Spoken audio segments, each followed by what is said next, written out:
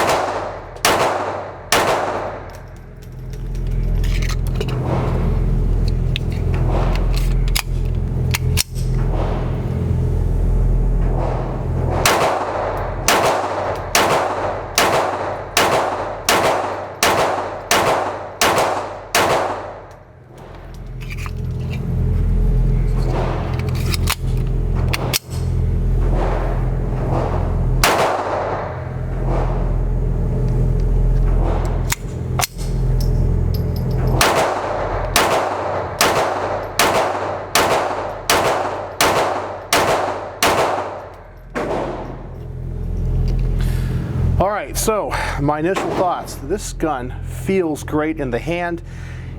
Weight of it, the reliability might be a little bit spotty, but it could be a magazine issue. I noted that I did have a failure to feed twice, so I had to clear those malfunctions, but it is a 22 pistol and that's something to be expected with this caliber. But I'll take a look at that, reload these magazines and see if I can duplicate those issues. But the gun felt great in the hand, almost no recoil whatsoever, and I know I was shooting a little bit fast, but let's see what my accuracy was like.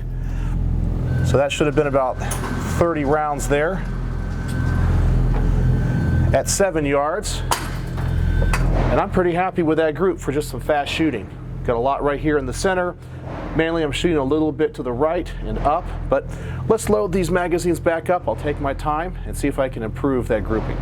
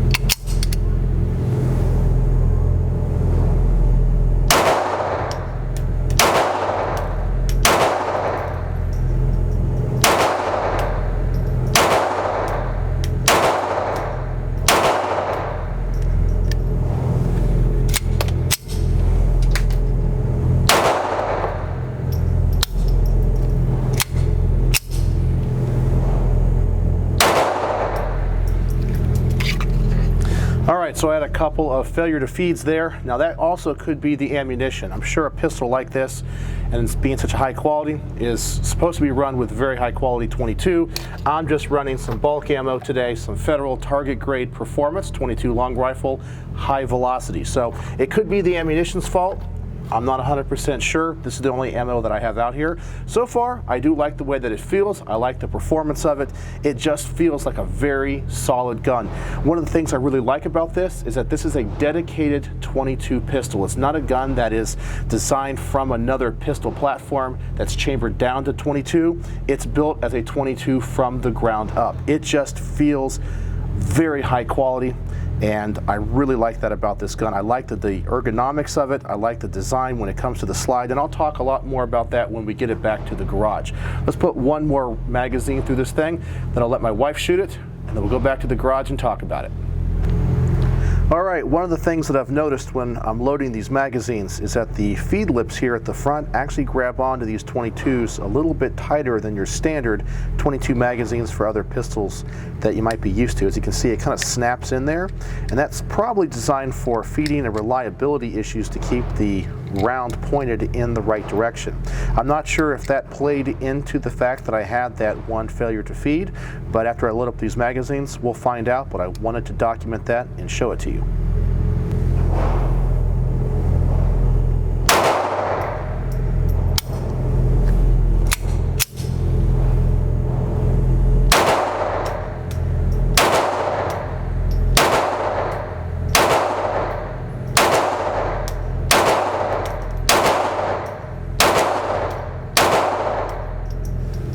I want to film and show you guys this grouping here. This is to be on the center target. This is just what I shot right there. I'm pretty happy with this. It's a pretty tight group. I was going a little bit fast there at the end, but overall, I am really happy with the performance of this pistol. So let me give this to my wife and see what she thinks.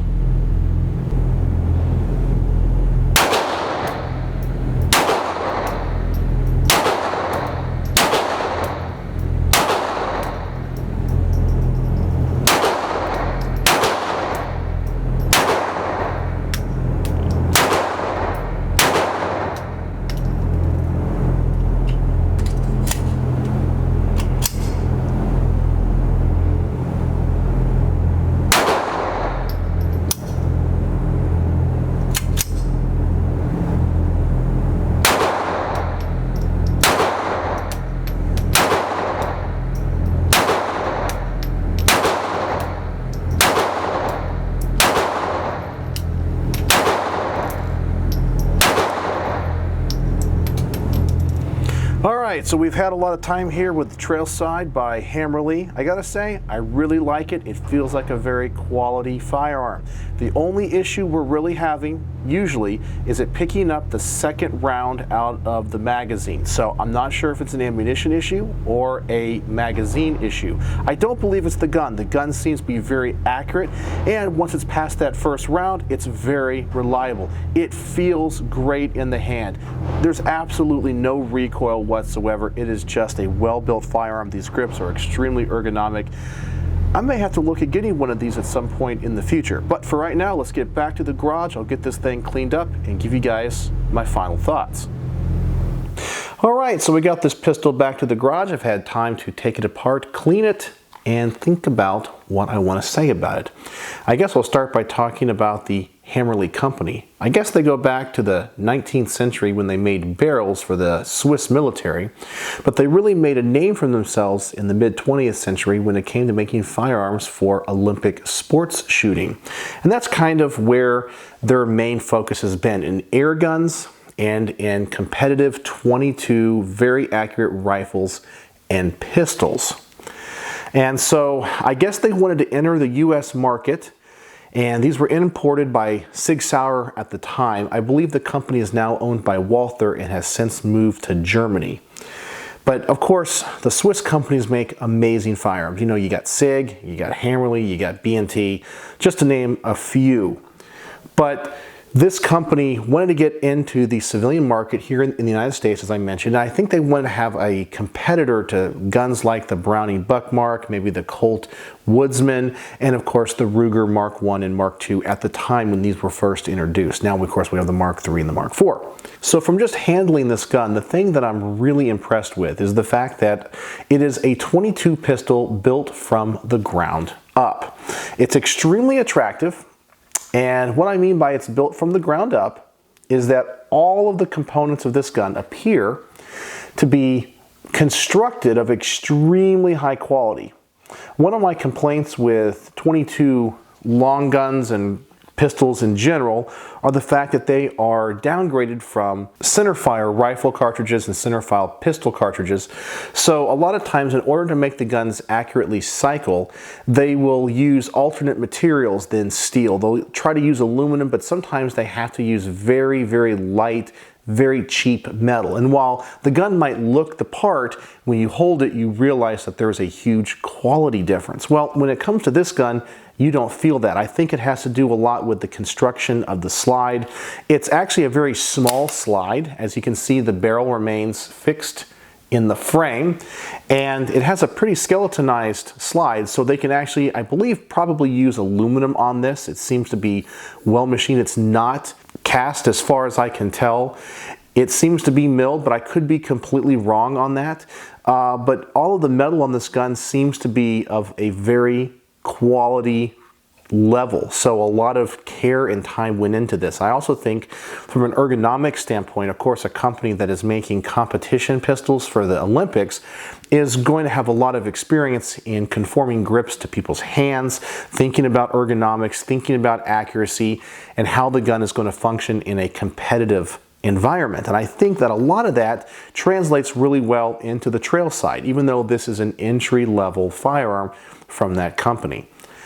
So I like a lot of the build, the fit, and the finish of this. Now let's talk about the trigger pull. Of course, with any type of 22 target gun, the trigger is going to be very, very important. Now, I don't want to dry fire this on camera because this is a rimfire gun, and typically you don't want to dry fire rimfire guns because you don't want the firing pin hitting the side of the barrel. So I'm not going to do that. I'm just going to give you my personal thoughts and opinions.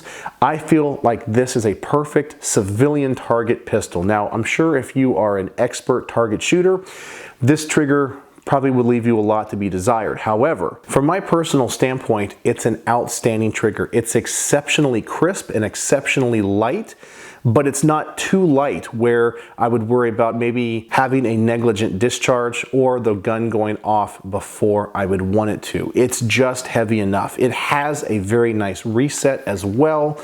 It just feels really good. It has a over travel screw in the back of the trigger guard, which is adjustable. So that helps a lot with the trigger pull. Now, when it comes to the controls of the firearm, I do have a couple of issues. And the first issue I have is the safety. So the safety is slide mounted right there, very much like a Beretta 92. The issue I have with it is that it is in the opposite direction of what I am used to. Normally, when you would fire a Beretta, which is the typical slide mounted safety that I would be used to, if the lever is up, it is fire, and if it is down, it is safe. However, on this firearm, it is the opposite. In fact, I made a mistake with that when I first loaded the gun. I thought I was putting it on safe, and I was actually putting it on fire. So you can actually see there on the side, the little red dot, and of course, red is dead. So I just noticed, I was like, whoa, that's not right. Why does it say F? It should say safe or S, and then it was actually the opposite. So I don't like that personally. That's just something that I would have to get used to. I'm also very surprised that for a target pistol that you have adjustable sights in the rear but not the front. It's just simply milled into the top of the barrel. I kind of wish that would be adjustable as well, just to give you the maximum play in the sights, just so you can get this thing perfectly set for you. But I guess overall, I'm going to give this thing some pretty high marks. And of course, I'm going to have to talk in the end here about the reliability issues that I had. So I had two types of issues, and I think it all has to do with the magazine and the ammo, not the gun. So the first issue I was having with 2 of the 3 magazines that I was provided is when I loaded the magazine to 10, I would manually, of course, load the first round. It would fire fine. When it tried to pick up the second round from the magazine, often I would have a failure to feed. After it got past that point, there were no other issues. The other issues I had with the gun when I would not have a round cycle, it is because I think that the ammunition that I was using was not hot enough for this gun.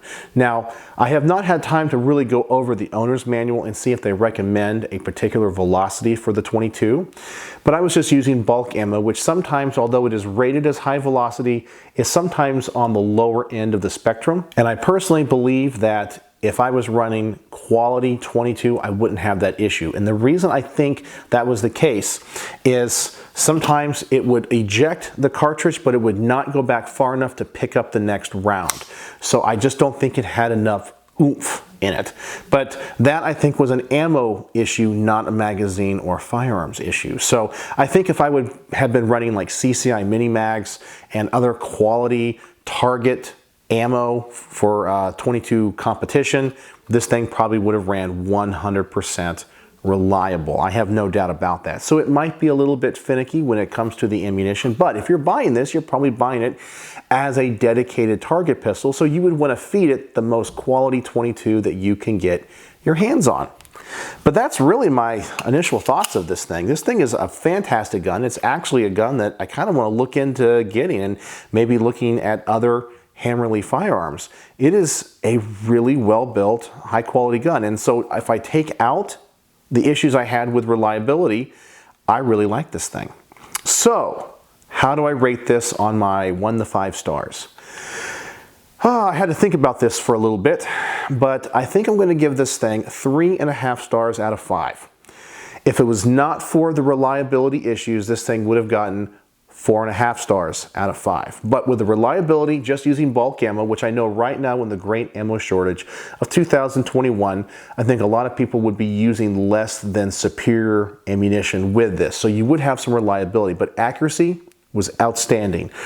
The fit, finish, and construction, outstanding. The way it feels ergonomically in your hand, outstanding.